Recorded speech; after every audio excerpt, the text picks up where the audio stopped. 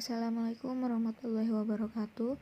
Perkenalkan, kami dari kelompok 6 yang beranggotakan Vivaika, Pak Chandra, Mazul Fitri, Rizkyana Rohali, dan Rusyida. Kami dari kelas 2A Akademi Keperawatan Krisusada akan mempresentasikan tentang diare pada anak. Diare adalah buang air besar dengan tinja berbentuk cair dan jumlah tinjanya itu lebih banyak dari biasanya atau lebih dari 200 cc. Nah, menurut WHO sendiri, diare itu adalah buang air besar yang encer lebih dari 3 kali sehari. Nah, di sini itu ada klasifikasi diare. Yang pertama itu ada diare akut. Diare akut itu diare yang terjadi secara mendadak dan berlangsung kurang dari 7 hari pada anak. Yang kedua itu ada diare kronis. Diare kronis yaitu diare yang terjadi paling sedikit itu 2 minggu.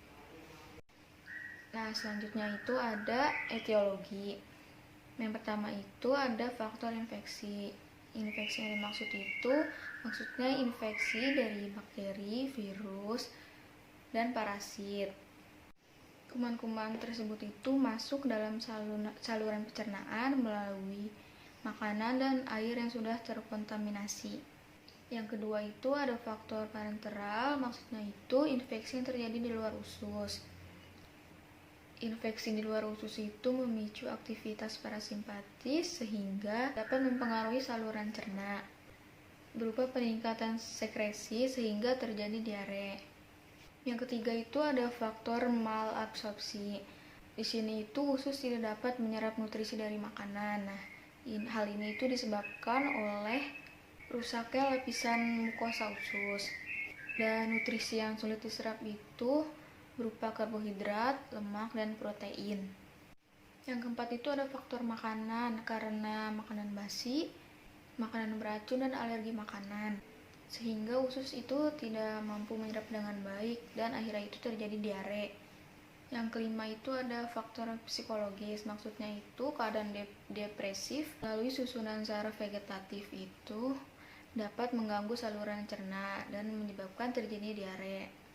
Nah, contoh faktor psikologis ini adalah cemas dan rasa takut.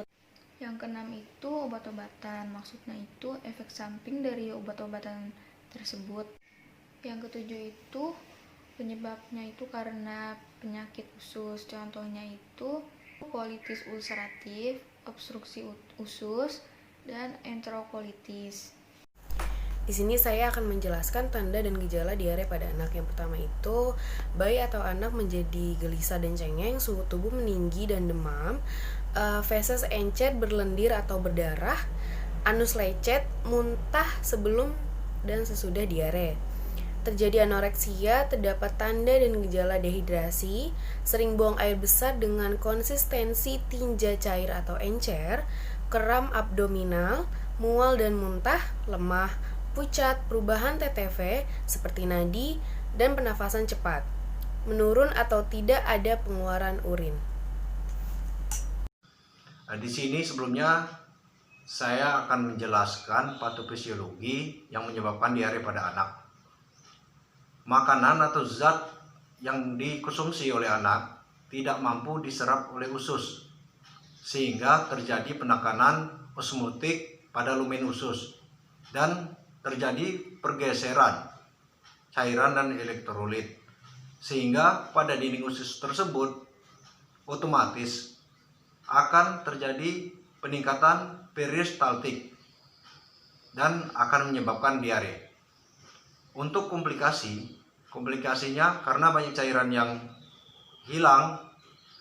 Yang pertama dehidrasi, yang kedua hipokalemia, yang ketiga hipoglikemia, dan yang keempat yang pastinya malnutrisi. Pemeriksaan diagnostik yang pertama kita tanyakan pada anak tersebut apakah mempunyai alergi pada obat-obatan. Terus tanyakan juga apakah ada alergi makanan. Selanjutnya setelah kita tanyakan, kita lihat kultur pada tinjanya. Setelah itu kita periksakan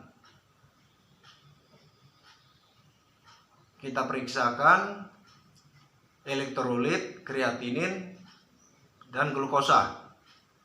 Setelah kita periksakan, kita periksa juga dan bawa sampel feses untuk diperiksa lebih lanjut di lab. Selanjutnya, penata laksanaan medis. Yang pertama itu dengan pemberian cairan.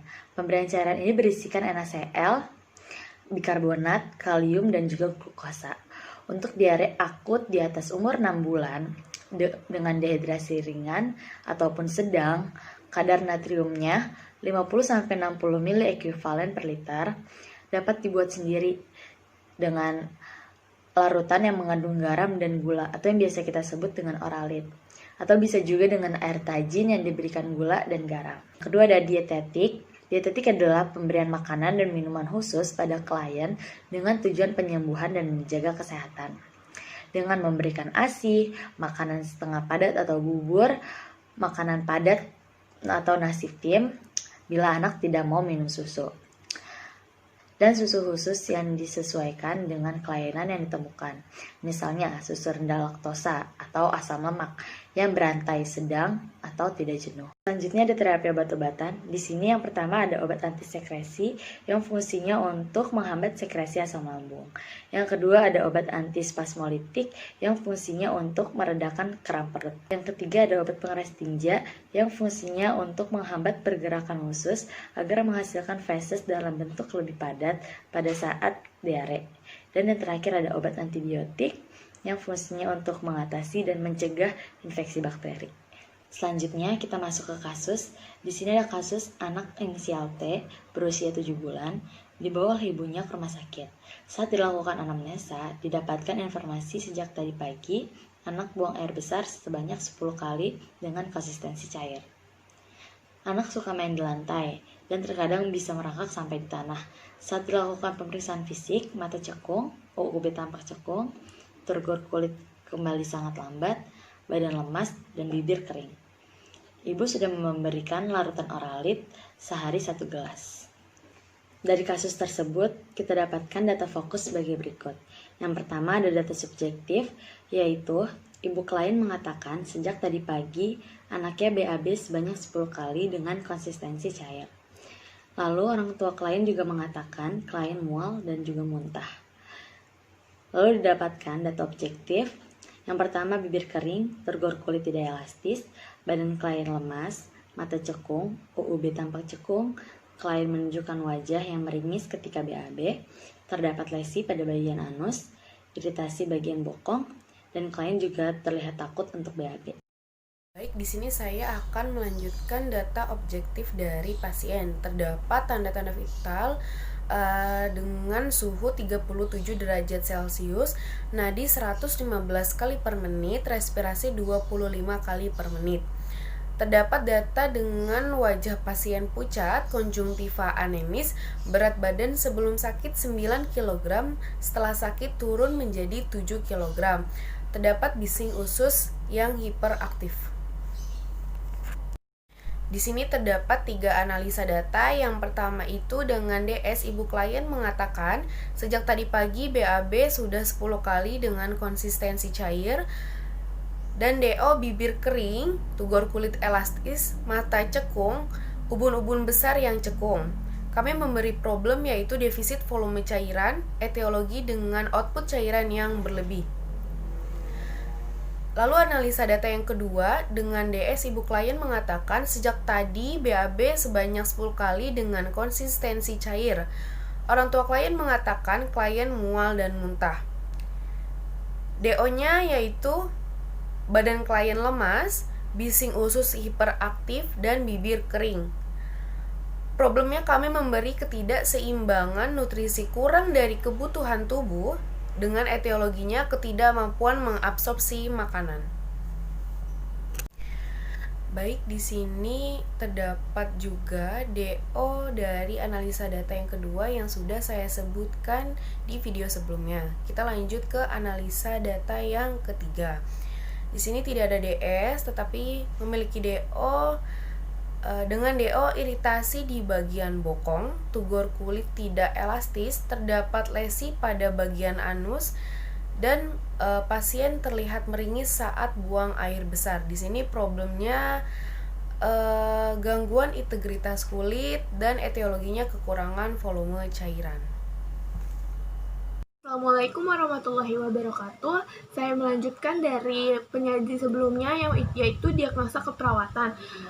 Di sini kelompok mengambil 3 diagnosa keperawatan, yaitu yang pertama defisit volume dan elektrolit kurang dari kebutuhan tubuh berhubungan dengan output cairan yang berlebih. Yang kedua, gangguan kebutuhan nutrisi kurang dari kebutuhan tubuh berhubungan dengan ketidakmampuan mengabsorpsi nutrien. Yang ketiga, gangguan integritas kulit berhubungan dengan kekurangan volume cairan. Selanjutnya, rencana keperawatan. Rencana keperawatan dari diagnosa yang pertama itu tujuan dan kriteria hasilnya setelah dilakukan tindakan keperawatan selama 3x24 jam diharapkan kebutuhan cairan terpenuhi dengan kriteria hasil yang pertama, tanda-tanda dehidrasi tidak ada, mukosa mulut dan bibir lembab. Yang ketiga, balance cairan seimbang. Dengan intervensinya, yang pertama, observasi tanda-tanda vital. Yang kedua, observasi tanda-tanda dehidrasi. Yang kedua, ukur input dan output cairan. Yang keempat, berikan dan anjurkan keluarga untuk memberikan minum yang banyak, kurang lebih 2000 sampai 2500 cc per hari.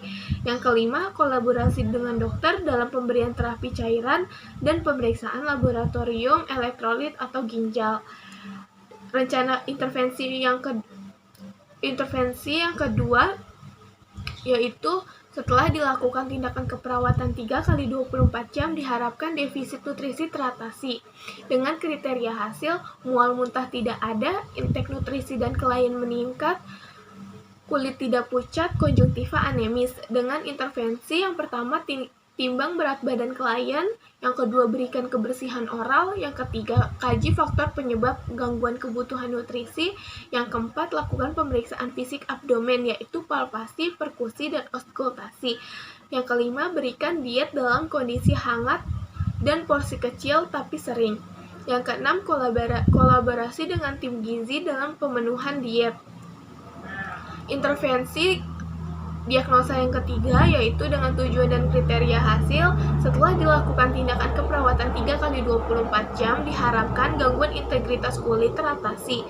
Dengan kriteria hasil, yang pertama, integritas kulit kembali normal. Yang kedua, iritasi tidak ada. Yang ketiga, tanda-tanda infeksi tidak ada. Dengan intervensi, yang pertama, ganti popok anak jika basah. Yang kedua, bersihkan bokong secara perlahan menggunakan sabun non-alkohol. Yang ketiga, bersihkan perineal dengan air hangat, terutama saat periode diare. Yang keempat, beri salep zinc oksida bila terjadi iritasi. Yang kelima, kolaborasi dengan dokter dalam pemberian terapi antifungsi sesuai indikasi. Terima kasih. Demikianlah penjelasan dari kami, semoga bermanfaat. Wassalamualaikum warahmatullahi wabarakatuh.